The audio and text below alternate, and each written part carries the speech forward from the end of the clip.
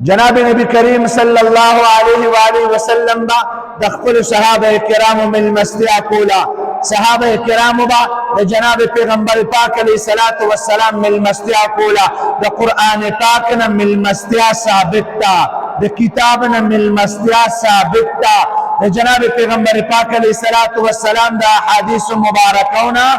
دا مسلمان ملمستیا ثابت تا، تردی پوری چی دا مسلمانین علاوہ جناب پیغمبر پاک علیہ السلام دا احادیث مبارکون معلومیگی چه دا کافر با هم ملمستیا کے، کافر هم دا مومن مسلمان پکور باندے چکل ملمشو نو مومن مسلمان بداغا ملمستیا کئی. دا دین معلومیگی دا چه دا ملمستیا دا پار ایمان شرط ندے، دا ملمستیا دا پار اسلام شرط ندے، دا ملمستیا دا پار قرآن ویل شرط ندے، دا ملمستیا دا پار احادیث ویل شرط ندے، دا ملمستیا دا پار دا انسان پتندی کے محراب جوڑے دل دا شرط ندے، بلکہ ملمہ اگر چستا پکور باندراغن دستا ملمہ دے.